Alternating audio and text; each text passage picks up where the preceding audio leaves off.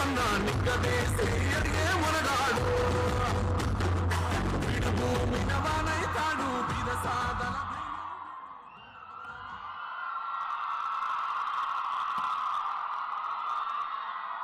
వీరనారి చాకలి ఐలమ్మ మహిళా university vice chancellor సూర్య ధనంజయ్ గారి అధ్యక్షతన యూనివర్సిటీ నూతన భవనాల నిర్మాణము, అదేవిధంగా దర్బార్ హాల్ పునరుద్ధరణకు సంబంధించి 500 కోట్ల రూపాయలతో అంతర్జాతీయ మహిళా దినోత్సవ సందర్భంగా ఒక పండుగ వాతావరణంలో 6500 మంది సోదరీమణుల సమక్షంలో ఈ కార్యక్రమాన్ని నడుపుకోవడం చాలా సంతోషకరమైన శుభదినం. ఈ కార్యక్రమంలో నాతో పాటు హైదరాబాద్ పార్లమెంట్ సభ్యులు అసదుద్దీన్ ఓవైసీ గారు, హైదరాబాద్ ఇన్ఛార్జ్ మినిస్టర్ మిత్రుడు పొన్నం ప్రభాకర్ గారు, హైదరాబాద్ మేయర్ గద్వాల విజయలక్ష్మి గారు, డిప్యూటీ మేయర్ గారు, రాజ్యసభ సభ్యులు, శాసనమండలి సభ్యులు, శాసనసభ్యులు, ప్రభుత్వ ఉన్నతాధికారులు, అదేవిధంగా యూనివర్సిటీల వివిధ తెలంగాణ రాష్ట్రంలో ఉన్న వివిధ యూనివర్సిటీల వైస్ ఛాన్సలర్స్, ముఖ్యంగా వీరనారి చాకలి ఐలమ్మ యూనివర్సిటీ విద్యార్థినులందరికీ మనస్ఫూర్తిగా అంతర్జాతీయ మహిళా దినోత్సవ సందర్భంగా శుభాకాంక్షలు తెలియజేస్తున్నా.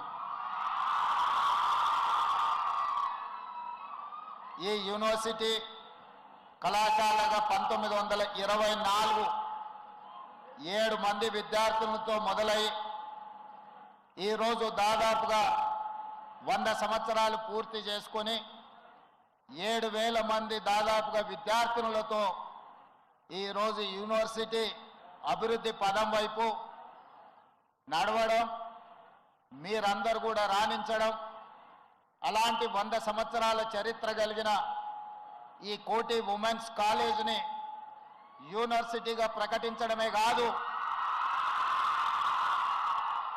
పోరాటానికి, పౌరుషానికి,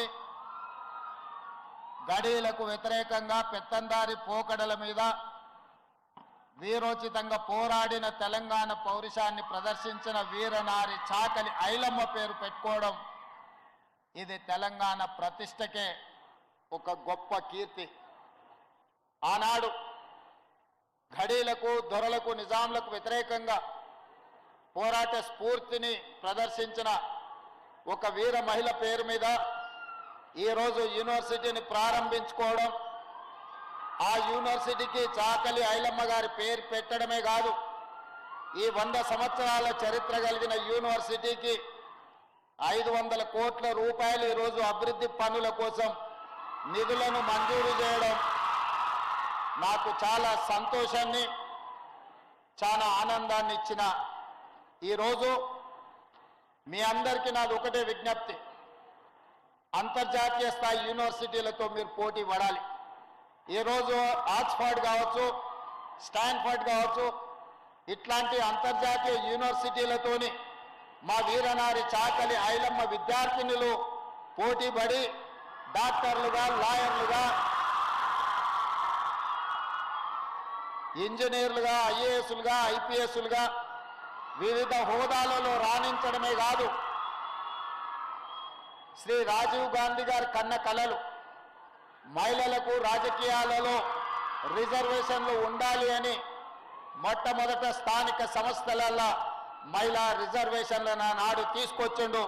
ఆ మహిళా రిజర్వేషన్లలో భాగంగానే హైదరాబాద్ మేయర్గా గద్వాల విజయలక్ష్మి గారు ఈరోజు మీ ముందు ఉన్నారు.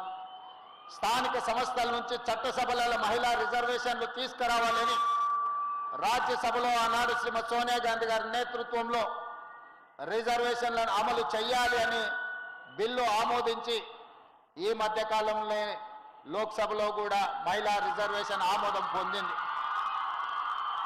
రాబోయే ఎన్నికల్లో అది శాసనసభ కావచ్చు, పార్లమెంట్ కావచ్చు, 33% మహిళలకు అసెంబ్లీలో లోక్సభలో సీట్లు ఇచ్చే పరిస్థితి వస్తుంది.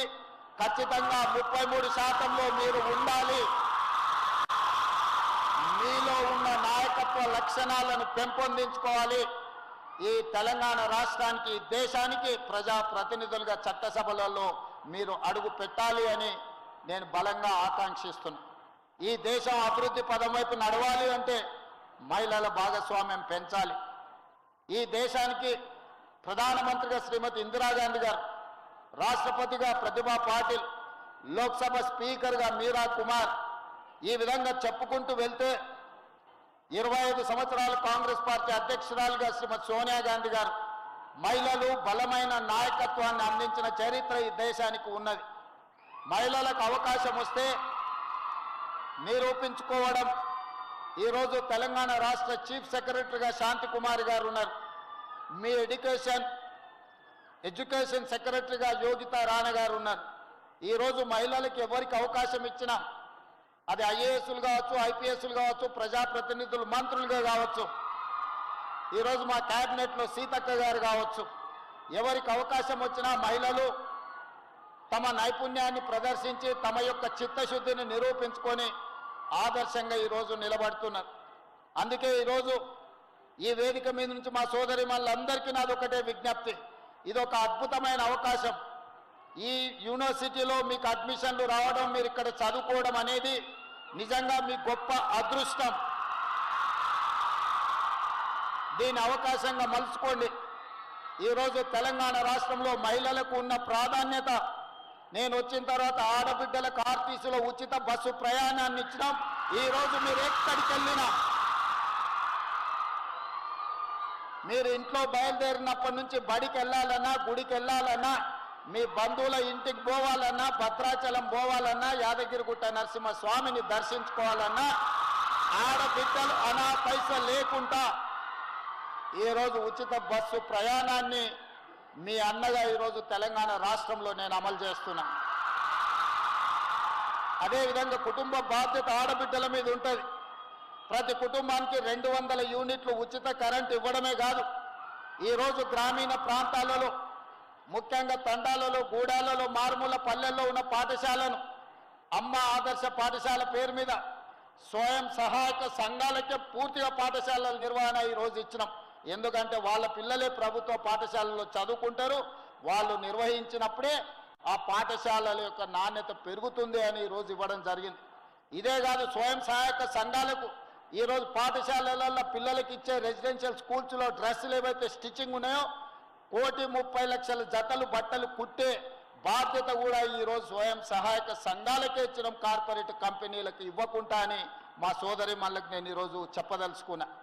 ఈరోజు ప్రభుత్వం వైపు నుంచి ఆడబిడ్డల్ని వంటింటి కుందేళ్లుగా కాదు, ఆడబిడ్డలు కూడా ఎంటర్ప్రినర్స్గా రాణించగలుగుతారు, వ్యాపారాలు చేయగలుగుతారని ఈరోజు ఆర్టీసీలో మా పొన్నం ప్రభాకర్ గారి శాఖలో 1000 ఆర్టీసీ ఎలక్ట్రిక్ బస్సులు స్వయం సహాయక సంఘాలకు కొని ఈరోజు మనం అంకితం చేయబోతున్నాం.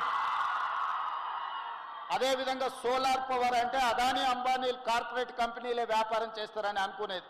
కానీ ఈరోజు 1000 మెగావాట్స్ సోలార్ విద్యుత్ ఉత్పత్తి చేసి రాష్ట్ర ప్రభుత్వానికి సరఫరా చేసే విధంగా మహిళా సంఘాలకే ఈరోజు 1000 మెగావాట్ల సోలార్ విద్యుత్ ఉత్పత్తిని ఒప్పందాలు చేసి ఈరోజు మహిళల్ని వ్యాపారవేత్తలుగా అదానీ అంబానీలతో పోటీ పడే విధంగా ఈరోజు కార్యాచరణ తీసుకొని ముందుకు వెళ్తున్నాం. ఇంకా చాలా చేయాల్సిన అవసరం ఉన్నది. అన్నిటికంటే ముఖ్యంగా మహిళలు రాణించాలి అంటే చదువుకోవాలి. కుటుంబ బాధ్యతలను నిర్వహించుకుంటూనే విద్యలో రాణించినప్పుడే మీ కుటుంబాలు బాగుపడతాయి.